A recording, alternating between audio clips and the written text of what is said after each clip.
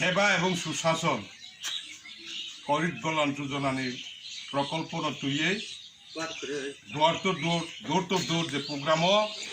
এই প্রোগ্রাম তিনি 43 বুট পঙ্খেরে পারাও 17 পরিবার 50 ভোটার সিপিএম এবং ত্রিপুরা মত ইয়াকারে ভারতীয় জনতা পার্টি বিজেপি দল সামিল ফাইহা आं 43 कर्म मंडलनि प्रेसिडेंट हिसाबै তিনি 17 পরিবার 50 ভোটার ন